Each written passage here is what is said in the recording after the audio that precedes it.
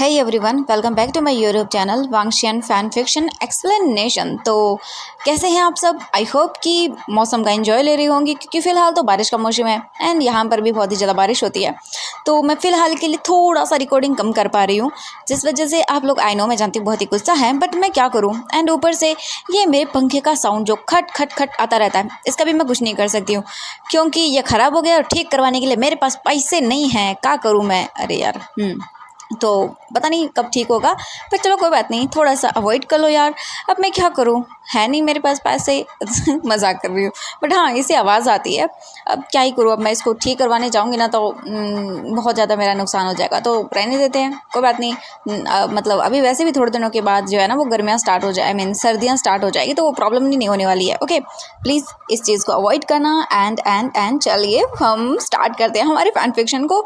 तो इससे पहले वाले चैप्टर में हमने देखा था कि जो हमारा वीजिंग था वो अपने बोल सकते हैं फर्स्ट ओमेगा होने की सारी जिम्मेदारियां निभाता है। वो लांस सेचन के लिए जितने भी रिचुअल्स थे वीजिंग वो सारी करता है। उसके बाद वो अपने आंखों के सामने ही अपने हस्बैंड की वेडिंग होते हुए देखता है। उसके बाद जियांग चैंग का क्लाउड रिसेस में स्वागत भी करता है। और वीजिंग अपने दिल को समझा चुका था कि उसकी नसीब में ही प्यार नहीं है शायद, तो वो बस छोड़ देता है हालातों को ऐसे ही।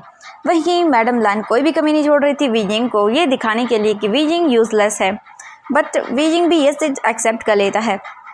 एंड वहीं लान सेजन शादी तो कर रहे थे उसके मर्जी के ओमेगा से, बट बहुत सकते सुकून नहीं था उन्हें जो होना चाहिए था।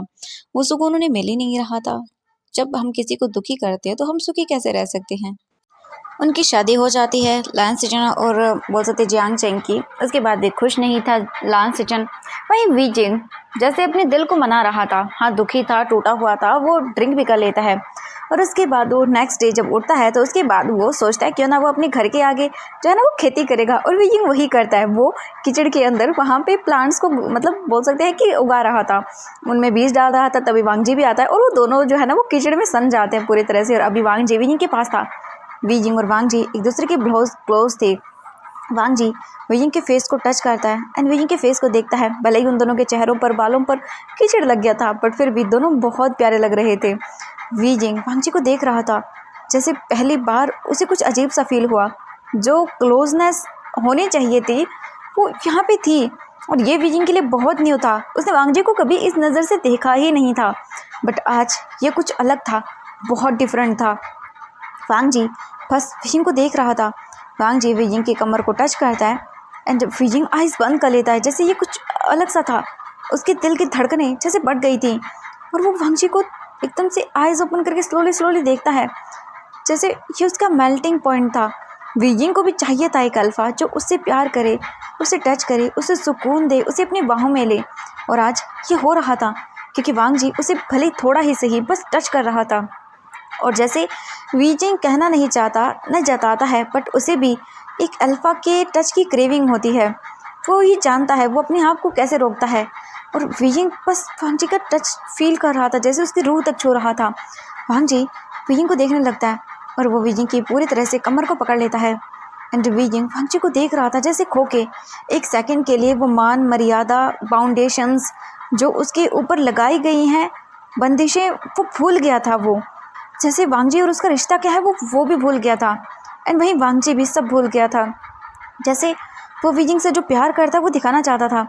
वांगजी वीजिंग को पूरी तरह से अपने पास कर लेता है। एंड जब वीजिंग के दोनों हाथ वांगजी ऐसे खींचता है ना, तो वीजिंग वांगजी के पास आ जाता है।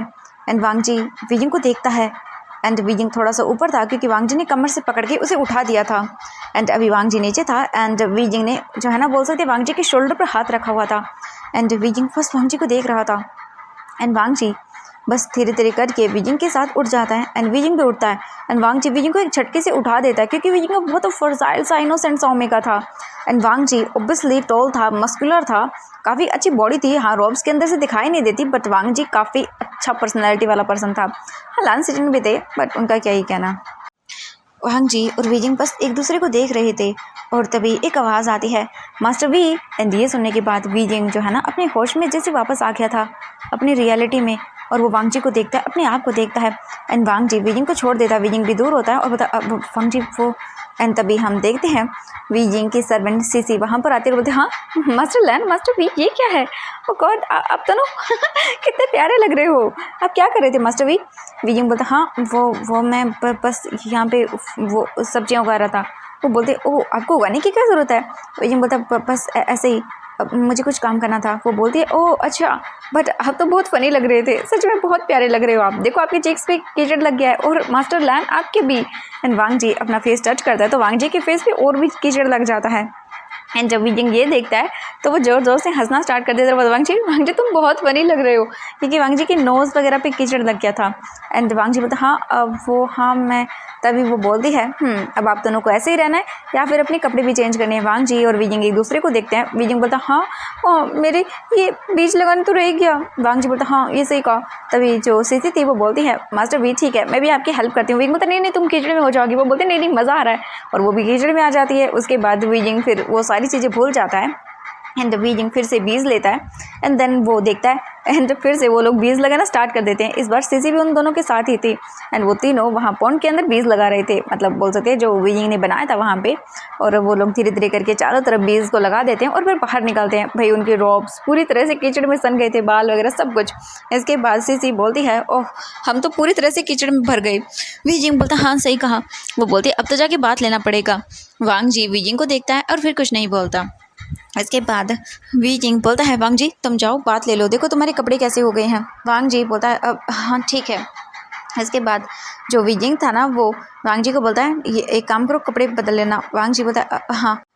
इसके बाद जो सीसी थी वो बोलती है मास्टर वी मैं एक काम करती हूँ, मैं अपने हाथ वगैरह मैं ज़्यादा कीचड़ में नहीं हूँ तो मैं वॉश करके मैं मास्टर लैन के कपड़े ले आती हूँ यहाँ पे, क्योंकि ये ऐसे सेक्ट में जाएंगे तो फिर ठीक नहीं होगा। ये सुनने के बाद वीजिंग बोलता है हाँ सही कहा ठीक है। इसके बाद जो सीसी थी वो वहाँ से चली जाती है एंड वीजिंग अपने आप को देखता है तो वो कीचड़ में सन गया था, बट कीचड़ में होने की वजह से वीजिंग के कपड़े जो है ना वीजिंग की बॉडी से चिपक रहे थे पूरे के पूरे। एंड वीजिंग की बॉडी का स्ट्रक्चर ओब्वियसली ओमेगा बॉडी थी तो वो काफ़ी अच्छा था। एंड वांग जी जो है ना वो देखता है तो वो वीजिंग को देखने के बाद अपने फेस को टर्न कर लेता है। एंड फिर वीजिंग जैसे ही अपने आप को देखता है तो वो देखता है उसकी बॉडी कैसे विजिबल हो रही थी। एंड जब वीजिंग वांग जी को देखता है जिसने अपना जो चेहरा था ना वो साइड कर लिया था, और ये देखने के बाद वीजिंग बोलता है मैं आता हूँ। एंड वीजिंग जल्दी जल्दी करके अंदर जाना स्टार्ट कर देता है। वीजिंग जल्दी से आता है और वो देखता है तो उसके हाथ पैर सारे के सारे हो चुके थे। एंड वीजिंग साइड में जो है ना वो बोलता नहीं अंदर नहीं जा सकता वरना वीजिंग को घर भी पूरा क्लीन करना पड़ जाएगा। एंड वीजिंग सोचता है क्या करे। हाँ वीजिंग को याद आता है पास में रिवर। वीजिंग जल्दी से जो है ना वो वांग जी को देखता है, बोलता मैं वो रिवर साइड में जा रहा हूँ अपने आप को क्लीन करने के लिए। ये सुन के वांग जी बोलता हाँ ठीक है। वांग जी बोलता बट वीजिंग रुको। वीजिंग रुक जाता है और बोलता हाँ। वीजिंग को देख के वांग जी बोलता है अगर कोई आ गया तो मैं जानता हूँ बट कोई आ सकता है। तो मैं से वीजिंग सोच में पड़ जाता है कि हाँ बात तो सही है, भले ही वहाँ पे कोई आता नहीं बट बाई चांस कोई आ गया तो। एंड ये चीज़ तो वीजिंग को भी वैलिड लगती है। तो वीजिंग बोलता अब क्या। वांग जी बोलता अब मैं एक काम करता हूँ तुम वो आप मेरा मतलब है वो जो दिख रहा है आपको पत्थर उसके पास आप अपने मतलब बात वगैरह ले सकते हैं एंड अपनी कीचड़ को साफ कर सकते हैं। मैं ध्यान रखूँगा, मैं अब वो नहीं देखूँगा, मैं दूर रहूँगा। वीजिंग वांग जी को देखता है और वो वांग जी पे ट्रस्ट करता है। वीजिंग बोलता है अब हाँ ठीक है। इसके बाद वीजिंग आगे चल रहा था और वांग जी पीछे था। वांग जी बस वीजिंग को देख रहा था प्यार से, उसकी नज़रों में कोई वल्गरनेस नहीं था, मतलब वो वीजिंग को गद्दे वे से नहीं देख रहा था, बहुत ही प्यार से देख रहा था। उसकी नज़रों में प्यार था, वीजिंग के लिए रिस्पेक्ट थी। इसके बाद वीजिंग आ जाता वहाँ पे एंड वैसे भी वो पत्थरों के बीच में जाने की वजह से जो है ना वो छुप गया था तो वांग जी को दिखने भी वाला नहीं था। एंड वीजिंग बस आता है फिर उसके बाद वो रिवर के साइड में बैठ जाता है, फिर अपने हाथों पैरों को वॉश करने लगता है और वीजिंग अपने आप को भी देखता है और वो जितना हो सके उतना क्लीन कर रहा था। वांग जी वहीं पर खड़ा हो रहा, मतलब अपने फेस को बोल सकते हैं कि दूसरी साइड करके वांग जी की बैक थी वीजिंग की ओर। एंड वीजिंग अपने आप को वॉश कर रहा था। वीजिंग सोचता है क्यों ना वो पानी में चला जाता है। हाँ वीजिंग फिर जाता है पानी के अंदर और फिर डुबकी लगाता है। देन फिर बाहर आता है और अपने हाथों पैरों पर जो थोड़ा बहुत कीचड़ था उसे साफ करता है। वो जानता है कि ज़्यादा अच्छे से तो नहीं कर पाएगा बट जैसा होता है वो कर लेता है। एंड जो वीजिंग था वो बस वहीं पे था। इसके बाद वीजिंग अपने आप को देखता है तो वो काफ़ी हद तक जो है ना क्लीन हो चुका था। ये देखने के बाद वीजिंग बोलता हाँ ये सही है। एंड वांग जी तब तक वहीं पर खड़ा रहता है। कुछ ही टाइम के बाद जो वीजिंग था ना वो वापस आता है और बोलता वांग जी तुम जाओ, तुम अपने आप को भी थोड़ा बहुत साफ़ कर लो, ठीक है। उसके बाद तुम कोल्ड पॉन में चले जाना बात लेने के लिए। वांग जी बोलता हाँ और वो टर्न करता है वीजिंग की ओर और वो देखता है वीजिंग ने ब्लैक रोब्स पहने हुए थे बट इतनी वीजिंग की बॉडी दिख नहीं रही थी बट गीली होने की वजह से कपड़े चिपक रहे थे। वीजिंग देखता है वांग जी को और फिर वीजिंग अपनी जो बोल सकते हैं कि बोल सकते हैं कपड़ों को थोड़ा खींचने की कोशिश करता है, बट वांग जी वीजिंग को नहीं देखता और वो सीधा आगे की ओर चला जाता है। अब वीजिंग वांग जी की ओर बैक करके खड़ा हुआ था एंड वांग जी अपने आप को वॉश वगैरह करता है, रिवर के अंदर जाके थोड़ा बहुत क्लीन वगैरह कर लेता है।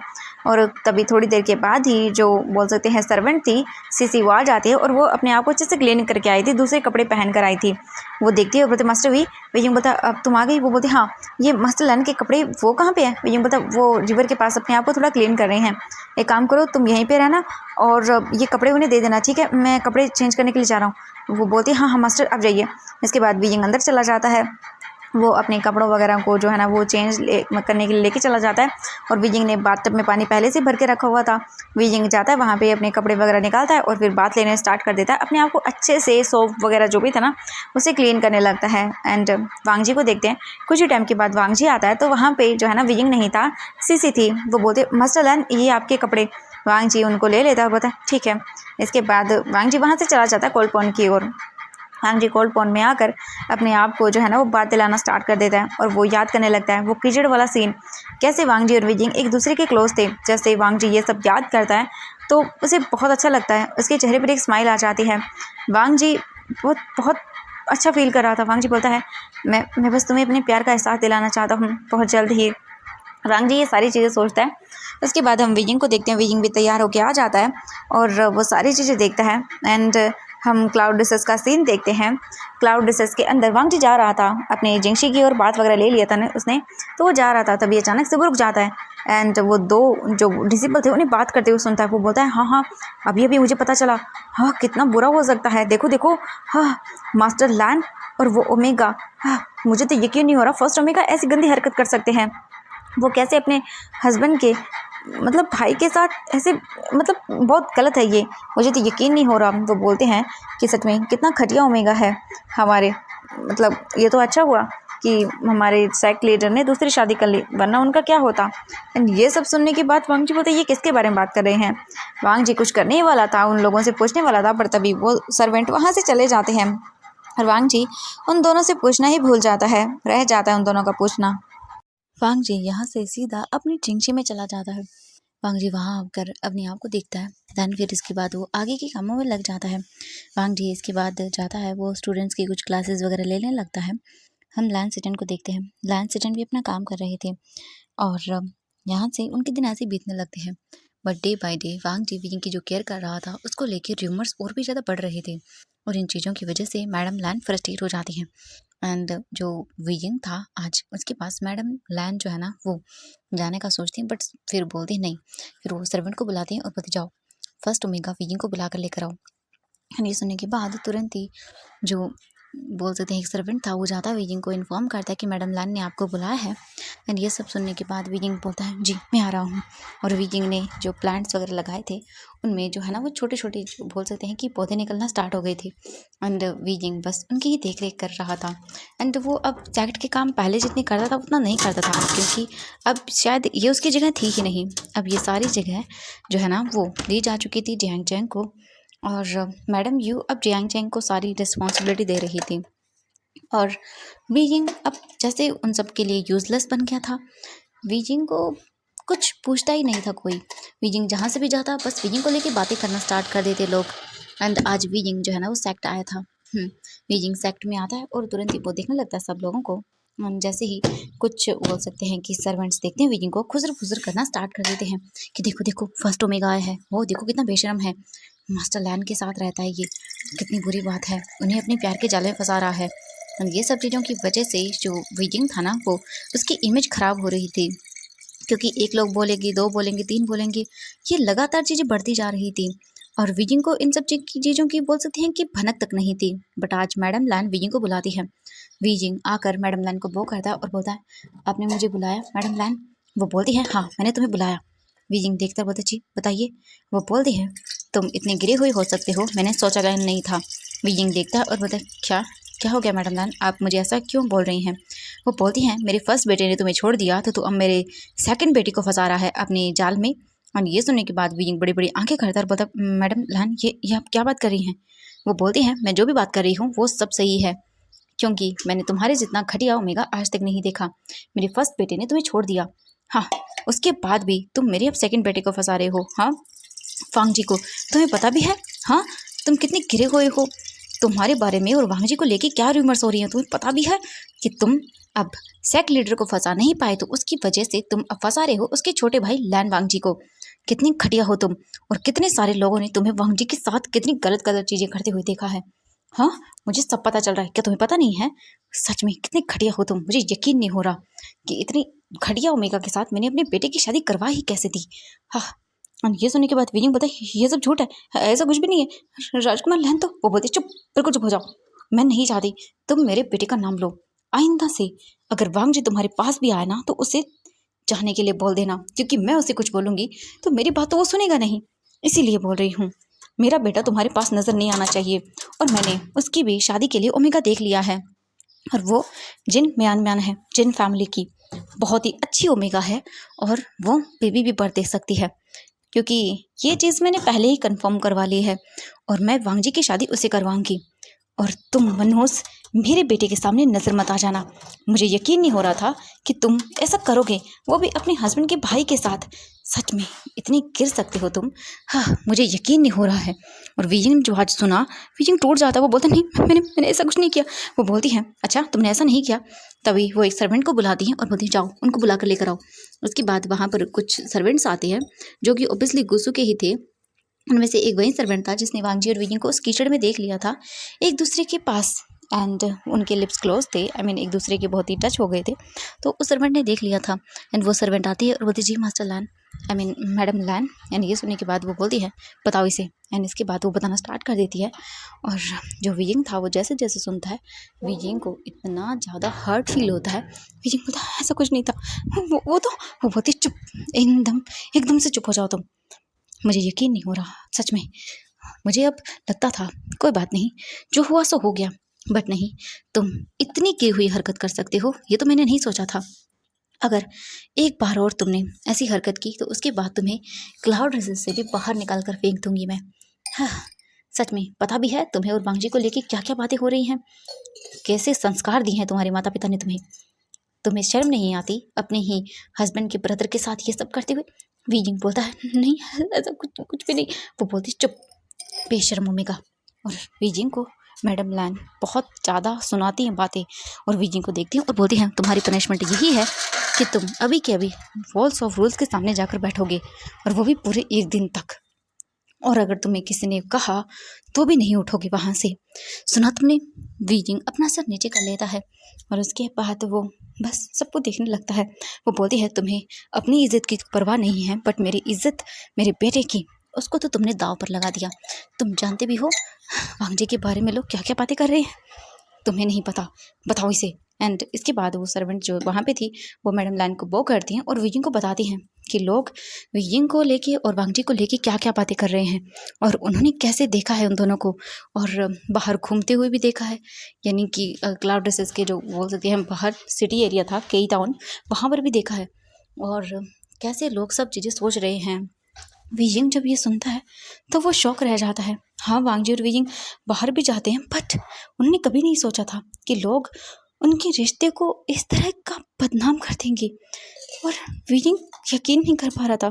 विजिंग की इज्जत पे दाग लग जाए चलेगा, बट वांगजी बहुत प्योर इंसान है, विजिंग जानता है, और उसकी इज्जत पे दाग लगे ये विजिंग कभी नहीं चाहेगा, बट ये हो रहा था।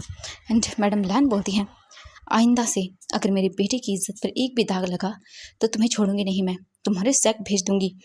और तुमने अपना तो इज्जत पूरी तरह से गवा दिया है, बट मेरे बेटे लैन वांगजी को छोड़ दो, उसके पीछे मत पड़ो, क्योंकि तुम्हारा जैसा ओमेगा किसी का नहीं हो सकता।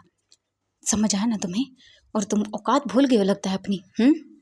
एंड वीजिंग ये सुनने के बाद अपना सर नीचे कर लेता है, और वीजिंग बस अपने आप को होल्ड करता है, संभालता है। उसने नहीं सोचा था कि उस पर ये इल्ज़ाम लग जाएगा, ये पाप है पूरी तरह से। वीजिंग वांगजी के साथ नहीं, कभी नहीं, वीजिंग सोच तक नहीं सकता है।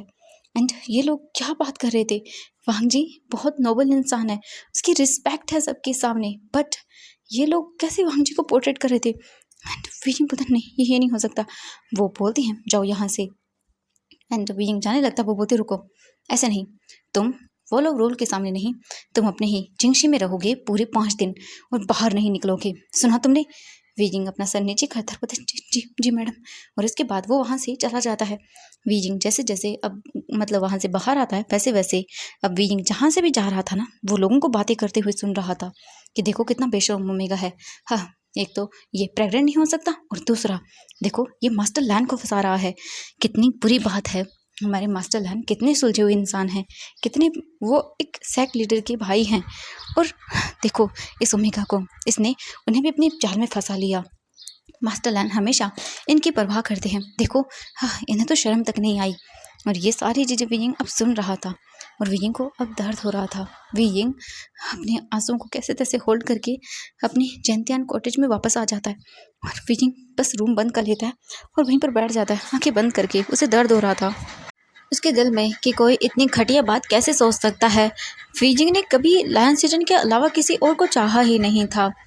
अब वो उसकी ज़िंदगी में नहीं थे तो वो वांग जी के बारे में शायद कभी सोच नहीं सकता था, उसके माइंड में कभी आया नहीं। पर आज वीजिंग ने ये सोचने पर उसे मजबूर कर दिया कि लोग इतने घटिया हो सकते हैं। आपके किसी भी रिश्ते के साथ अगर आप उसके साथ हो, हंसते हो, मुस्कुराते हो, अगर थोड़ा भी अपने आप को खुश रखने की कोशिश करते हो, तो लोग वो नहीं देखेंगे, लोग देखेंगे कि आप वो गलत कर रहे हो। उनके देखने का नज़रिया ही बदल जाएगा आपको। लोगों के दिमाग में गलत चीज़ें आएंगी, अच्छी चीज़ें कभी आ ही नहीं सकती हैं। और वही था, वीजिंग बस चुपचाप करके अपने जैंतियान कॉटेज में ही रहता है, और धीरे धीरे करके रात हो जाती है। अभी सब लोग खाना जो टेबल थी ना उस पर आ चुके थे, लैंड सेक्ट के सारे लोग बैठे हुए थे, लैन सिचन भी बैठे हुए थे, जियांग चेंग भी बैठा हुआ था, और सब कुछ अच्छा जा रहा था। लैन सिचन थोड़े उखड़े उखड़े से थे, जैसे खामोश से थे वो, एंड वहीं जियांग चेंग तो बहुत ही हैप्पी था। हम कुछ टाइम के बाद देखते हैं वांग जी को भी वहाँ पर बुलाया जाता है, और वांग जी को यहाँ पर आना पड़ता है। वांग जी भी आकर अपनी चेयर पर बैठ जाता है, और उसके बाद सभी को खाना सर्व किया जाता है।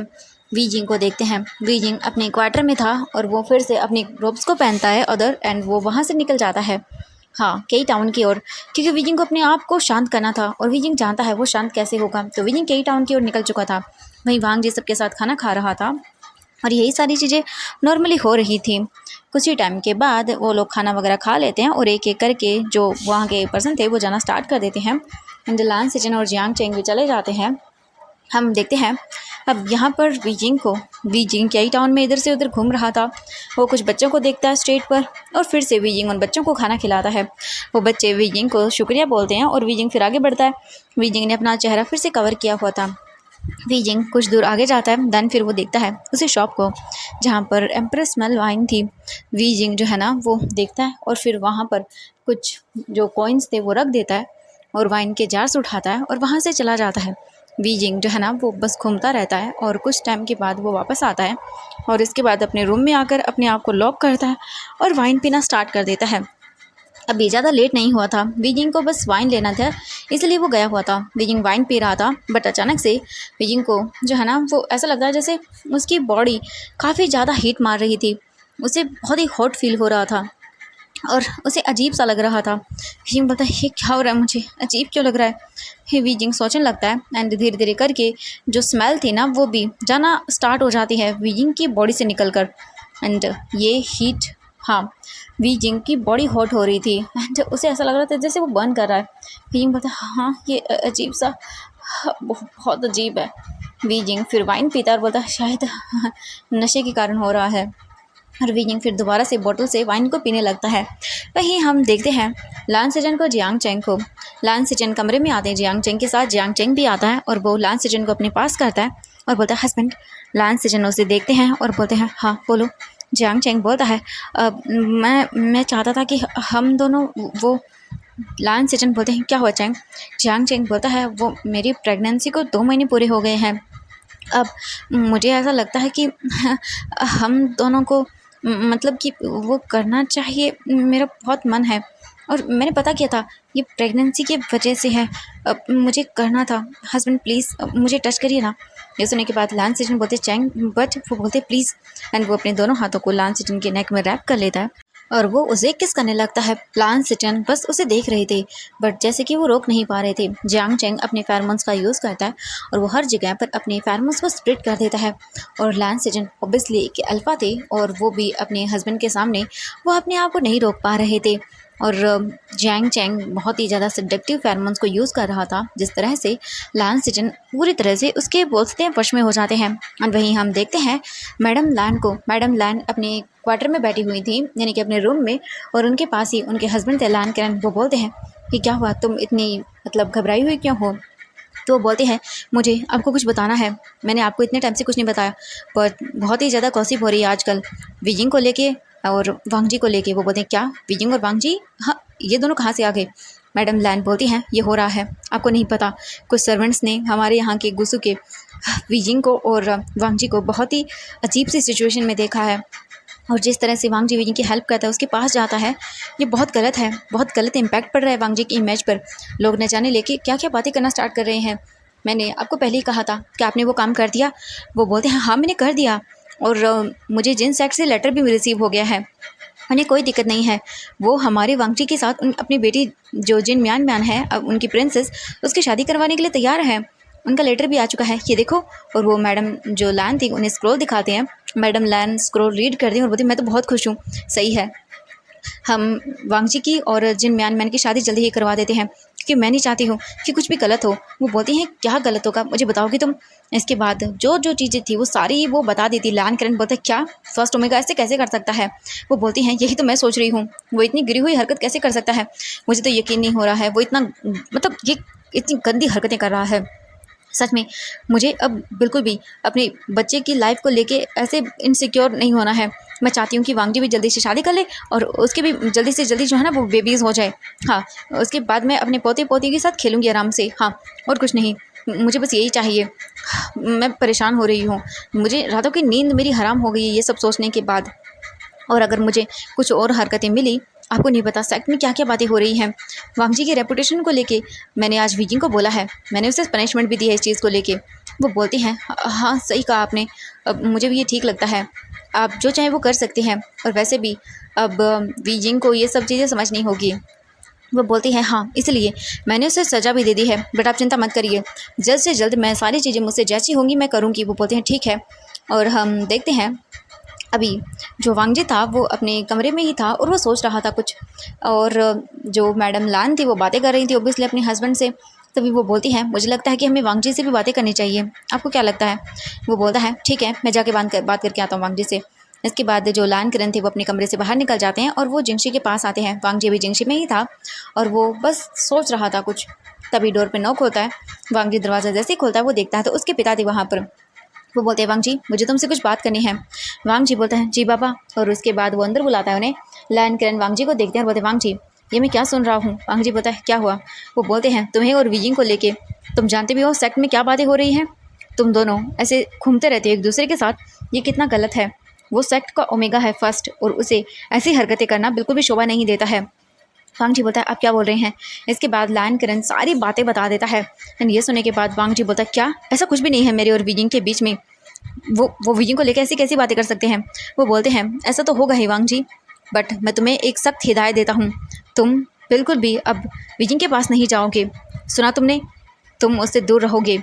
और वैसे भी मैं जल्द से जल्द अब तुम्हारी शादी करवाने के बारे में भी सोच रहा हूँ, और मैंने लड़की भी देख ली है। एंड ये सुनने के बाद वांग जी बड़ी बड़ी आंखें करता बता बाबा ये आप क्या कर रहे हैं। वो बोलते हैं कि हाँ मैं सही कह रहा हूँ, मैंने तुम्हारे लिए एक बहुत अच्छी ओमेगा लड़की देखी है, तुम्हारी शादी उससे होगी, मैंने बात भी कर ली है और सब कुछ बिल्कुल ठीक है। तो अब तुम ये सब हरकतें बिल्कुल मत करना वांग जी। एंड जो वांग जी था वो बस देख रहा था। लैन किरण ये बोल के वहाँ से चले जाते हैं। वांग जी फ्रीज खड़ा रह जाता है। वो बोलता है शादी मेरी नहीं, बिल्कुल भी नहीं, मैं नहीं करने वाला। और विजिंग वो ये सब चीज़ें नहीं। वांग जी तुरंत ही वहाँ से सीधा निकल जाता है अपनी तलवार को लेके सीधा जेंतियान कॉटेज की ओर। वांग जी आगे बढ़ रहा था, उसके दिमाग में बहुत सारे सवाल थे। वांग जी बस सोच रहा था कि विजिंग को और उसको लेके ऐसी घटिया कैसे सोच सकते हैं वो लोग। विजिंग के बारे में सोच कर ही वांग जी आगे बढ़े जा रहा था। हम दूसरी ओर जेंतियान कॉटेज का सीन देखते हैं। विजिंग की बॉडी से उसे पता भी नहीं था कि कब इतने फेरोमोन्स रिलीज होना स्टार्ट हो गए थे, और ऐसे ही हो रहा था। हम देखते हैं कुछ ही टाइम के बाद वांग जी जो जेंतियान कॉटेज की ओर जा रहा था, तभी अचानक से उसे फेरोमोन्स फील होना स्टार्ट हो जाते हैं, एंड वो भी लोटस वाले। ये देखने के बाद वांग जी आइज़ बंद कर लेता है अपनी, और वो फिर आइज़ ओपन करता है। वांग जी की आइज़ बिल्कुल गोल्डन थी। एंड वांग जी ये अल्फ़ा, एक ओब्वियसली अल्फ़ा था, तो उसे ये ओमेगा फेरोमोन्स अपनी ओर बहुत अट्रैक्ट करते हैं। और वांग जी सोचता है ये तो वीजिंग की फेरोमोन्स है। वांग जी बोलता है वीजिंग माय ओमेगा। एंड वांग जी बस बिना किसी दिमाग में चीज़ें लाए हुए वीजिंग के क्वार्टर की ओर जाना स्टार्ट कर देता है, यानी कि उसके जैंतियन कॉटेज की ओर। एंड वांग जी जैसे जैसे आगे बढ़ रहा था वैसे वैसे उसके आइज़ का कलर और भी डार्क होते जा रहा था। एंड वांग जी बस बहुत बुरी तरह से अभी अपना जो कंट्रोल था वो लूज़ कर रहा था। उसे अपना ओमेगा चाहिए था। एंड वीजिंग इन सब चीज़ों से अनजान था, उसे तो कुछ समझ में भी नहीं आ रहा था इस वक्त, क्योंकि वो बहुत ही ड्रिंक कर रहा था। एंड वांग जी जैसे ही कॉटेज के पास आता है वो देखता है, तो हाँ, वांग जी वीजिंग को मतलब उसके क्वार्टर को देख रहा था, और वो तुरंत ही साइलेंसिंग स्पेल यूज़ करता है चारों तरफ और ब्लैक कर देता है वीजिंग के फेरोमोन्स को, क्योंकि अगर ये फेरोमोन्स किसी और को अपनी ओर अट्रैक्ट कर लेंगे तो ये बहुत बुरा होगा। कोई भी अल्फ़ा यहाँ पे आ सकता है वीजिंग को हर्ट करने के लिए। एंड हाँ, ऐसा हो भी रहा था। कुछ पास में ही जो अल्फाज थे वो इन फेरोमोन से अट्रैक्ट हो भी गए थे, बट वांग जी ने अभी स्पेल का यूज़ कर लिया था। एंड वांग जी धीरे धीरे करके आगे बढ़ जाता है। वांग जी अभी जैंतियन कॉटेज के जो बोल सकते हैं डोर था उसके सामने खड़ा हुआ था, और अंदर वीजिंग था पूरी तरह से ड्रिंक, आई मीन उसने वाइन की कुछ ज़्यादा ही बॉटल्स को पी लिया था, और वो अपने होश में भी नहीं था। उसके चारों तरफ जो है ना वो कुछ 3 वाइन के जार्स बिखरे हुए थे। एंड तभी वीजिंग को फेरोमोन्स फील होते हैं, एंड वांग जी को वीजिंग फील करता है और बोलता है वांग जी। एंड तभी दरवाज़ा खुलता है और वांग जी अंदर आता है। वांग जी वीजिंग को देखता है। वीजिंग बस वांग जी को देख रहा था, एंड वीजिंग को अभी कोई होश भी नहीं था कि वो क्या कर रहा है क्या नहीं, वांग जी यहाँ पे क्यों है, उसे कुछ भी आइडिया नहीं था। तो एवरीवन, आज के लिए बस इतना ही। फिर मिलेंगे नेक्स्ट पार्ट में। आई होप कि स्टोरी पसंद आ रही होगी। तो आपको क्या लगता है नेक्स्ट पार्ट में क्या होने वाला है, मुझे कमेंट में बताइए।